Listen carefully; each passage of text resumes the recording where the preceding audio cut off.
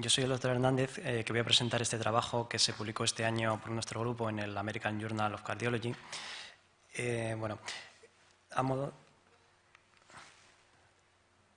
de introducción, comentar que básicamente en el abordaje de los pacientes con episodios de taquicardia ventricular en el contexto de cardiopatía estructural se han utilizado frecuentemente los métodos clásicos de ablación, utilizando la cartografía de activación y la cartografía de estimulación para encontrar el istmo de la taquicardia.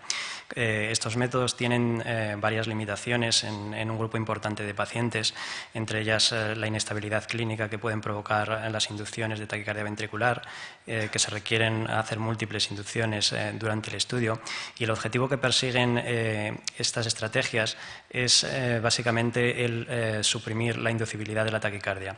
Este endpoint también tiene sus limitaciones, como que tiene baja reproducibilidad en la inducción de taquicardia ventricular, y que desconocemos el significado clínico de muchas de las taquicardias que se inducen en estos pacientes y que no son la taquicardia clínica. Como alternativa se han utilizado métodos del pacemapping y la identificación y ablación del sustrato arrítmico. Se ha relacionado en múltiples estudios las zonas con potenciales tardíos. El número de zonas con potenciales tardíos se relaciona de forma directa con el número de taquicardias ventriculares inducidas durante el estudio electrofisiológico.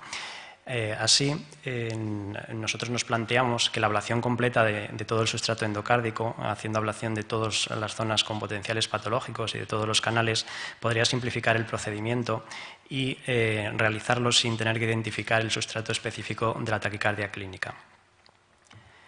Para ello, planteamos un estudio en el que incluimos los pacientes con infarto en fase crónica que se presentaban con episodios de taquicardia ventricular documentada mediante el electrocardiograma o con los registros del desfibrilador, y en todos ellos fue realizado un mapa electroanatómico en ritmo sinusal o en estimulación desde APES-DVD.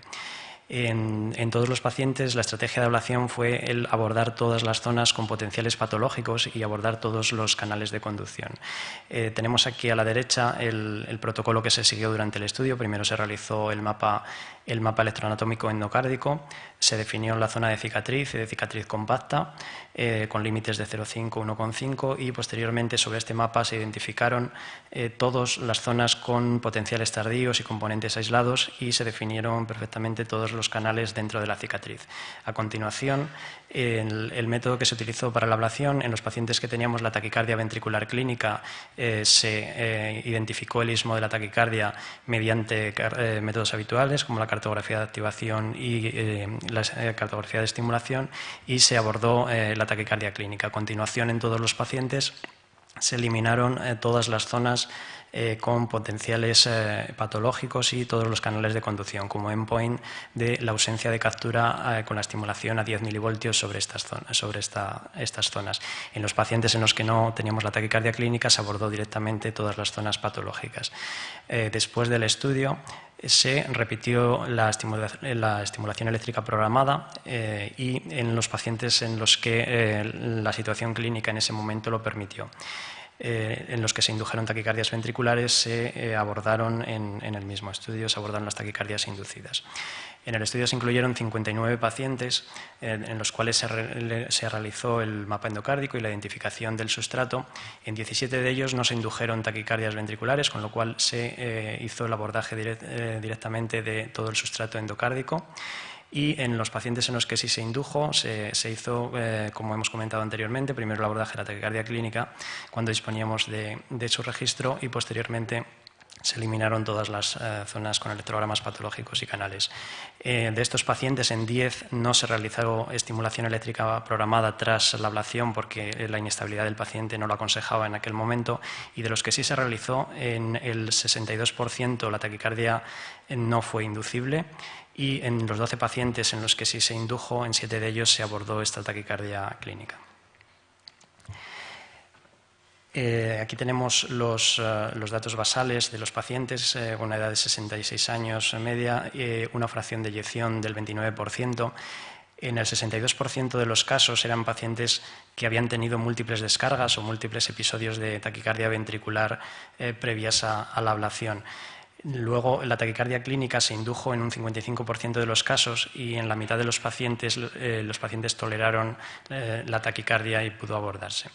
El estudio duró 172 minutos de media y el seguimiento medio fue de 39 meses. En 24 de los pacientes no fue posible identificar el sustrato de la taquicardia clínica, pues por no disponer de los registros electrocardiográficos, y las taquicardias que se indujeron no correspondían con los electrogramas almacenados por los desfibriladores, con lo cual se hizo la ablación de sustrato.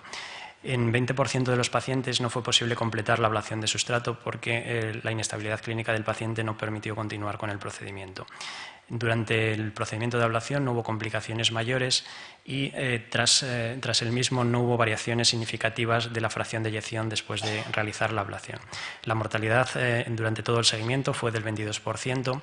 De estos 13 pacientes, 2 fallecieron en los 10 días siguientes al estudio, y eran 2 pacientes con muy mala situación clínica basal previa al estudio, depresión muy severa de fracción de eyección y taquicardia incesante. Y las causas de la muerte son insuficiencia cardíaca, fueron en 6 pacientes, una tormenta eléctrica en 3, 1 murió súbitamente y 3 por causa no cardíaca. Al año de seguimiento, el 81% de los pacientes no habían tenido ninguna recurrencia de taquicardia ventricular, y al fin del seguimiento era el 58% los que continuaban libres de ningún evento arrítmico. De todos estos pacientes que no tenían eventos arrítmicos al final del seguimiento, el 55% de ellos antes de la ablación habían tenido múltiples episodios de taquicardia ventricular y múltiples descargas del desfibrilador. Y solo 4 pacientes durante el seguimiento presentaron más de un episodio o más de una descarga de taquicardia ventricular. Cuando comparamos el grupo de pacientes en los que teníamos la referencia clínica de la taquicardia con los que no disponíamos de ella, vemos que no hubo diferencia en el número de eventos en el seguimiento. Tampoco hubo diferencia, como vemos aquí a la derecha, cuando comparamos los pacientes en los que se pudo realizar o se realizó la estimulación eléctrica programada después de la ablación con los que no se realizó esta maniobra, con la misma tasa de recurrencias.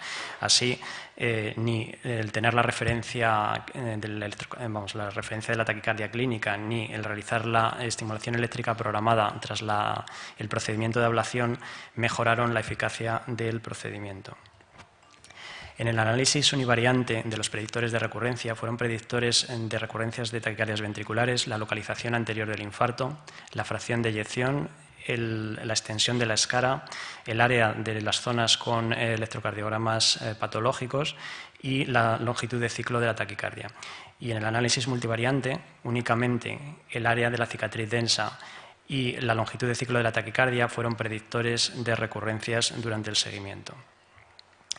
Por tanto, en el modelo predictivo final, cuando categorizamos la extensión de la cicatriz en grande cuando era superior o igual a 25 centímetros cuadrados medido en el área del carto, y pequeña cuando era inferior a 25 centímetros cuadrados, y la taquicardia ventricular rápida cuando era inferior su longitud de ciclo a 350 milisegundos y lenta cuando era superior, lo que vemos es que los pacientes con cicatrices pequeñas y taquicardias ventriculares lentas no tuvieron ninguna recurrencia durante el seguimiento. Sin embargo, los pacientes que tenían cicatrices grandes y que tenían taquicardias ventriculares rápidas tuvieron muchas recurrencias, hasta el 80% de recurrencias durante el seguimiento. Y los pacientes que solo tenían uno de estos 2 factores tenían un pronóstico intermedio sin diferencias entre ambos 2 grupos. Así concluimos que la ablación completa de sustrato endocárdico de taquicardia ventricular es un procedimiento efectivo y seguro, incluso en pacientes sin identificación específica del sustrato de la arritmia clínica, y que el área de cicatriz y la longitud de ciclo de la taquicardia son predictores de recurrencias en el seguimiento. Muchas gracias.